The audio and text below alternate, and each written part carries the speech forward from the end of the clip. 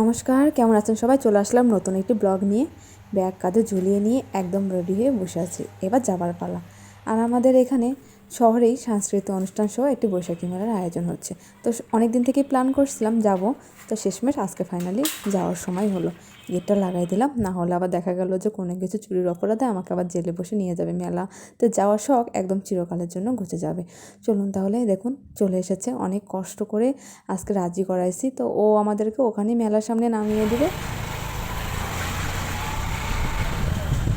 মনে মনে প্ল্যান করেছি, জানেন, অনেক দিন পর বের হয়েছি, একদম তাড়াতাড়ি বাসায় আসবো না, মেলা দেখে তৃপ্তি করে ঘুরে তারপরে চলে এসেছি একদম বৈশাখী মেলার প্রাঙ্গণে।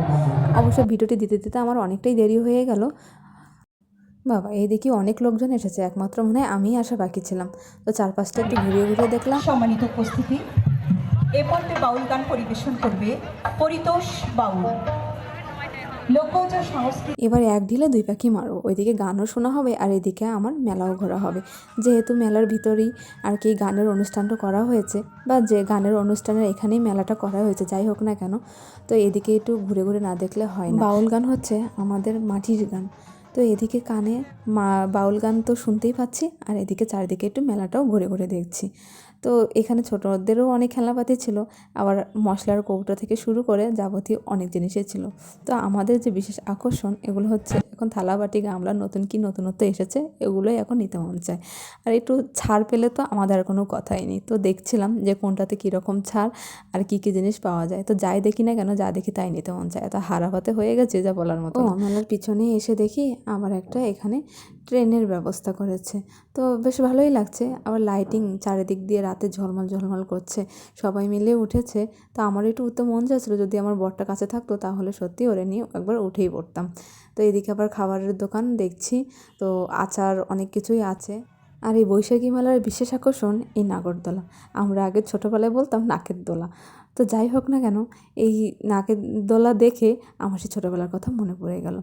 আর ও যে মেলার সামনে, একদম সামনে থেকে যে দেখলাম, তো এই যে এটা দেখে প্রথমে ভয় পেয়ে গেছিলাম, জানেন, ওই সামনে পুতুলের মতো একদম উপরে যে পুতুলের মতো দেখা যাচ্ছে, তো ওগুলো দেখে আমি আবার ভাবলাম যে ওটা আবার এত উঁচু কী দেখ। ও মা, এবার কাছে এসে দেখি এই যে ছোটোদের জন্য ভারী বিনোদনের একটা ব্যবস্থা করেছে। তো ওই জায়গায় কিছু ওইসব বিনোদন দেখে আনন্দ উপভোগ করলাম। আর এখন যেটার জন্য চেয়ারে এসে বসবো ভাবছি, এই লোকটা দেখি এই চেয়ার দখল করে বসে আছে। লোক নেই অথচ চেয়ারে হাত দিয়ে আছে। তো কিছুক্ষণ দাঁড়িয়ে থেকে একটু দেখার চেষ্টা করলাম যে দাঁড়িয়ে দাঁড়িয়ে যদি চেয়ার দুটো ফাঁকা পাই তাহলে টুপ করে ভাই আর আমি বসে যাব। তো অবশ্যই এখানে পরিচিত অনেকের সাথে দেখাও হয়েছে, পরে দিদিদের সাথে বসেছি। তো এবার যেটার জন্য বসেছি সেটা এবার বলে নিই। সেটা হচ্ছে এখানে যাত্রাপালা হবে। তো যাত্রাপালা শব্দটা শুনে আমি বেশ চমকিয়ে গেছিলাম। পরে শুনলাম সিরাজউদ্দৌলার যাত্রাপালা, কিন্তু সিরাজউদ্দৌলার নাটকের নাম শুনেছি, কিন্তু যাত্রাপালা কোনো দিন দেখিনি, তো এজন্য এর প্রতি একটা অন্যরকম আকর্ষণ কাজ করছিল। তো এখানে বসেই পড়লাম, ভাবলাম যে সিরাজউদ্দৌলা একদম দেখি তারপর যাব, অন্তপক্ষে একটু যাত্রাপালা সম্পর্কে ধারণা তো হবে। তো দেখা শেষ, ও চলে এসেছে। অনেকটা বাজে, জানেন, এখন 10টা সাড়ে 10টার মতো বাজে। তো যাত্রাপালা উপভোগ করে এখন চলে যাচ্ছি বাসায়। তো চলুন আজকের মতো এখানে ব্লগটা শেষ করছি। টাটা সবাইকে।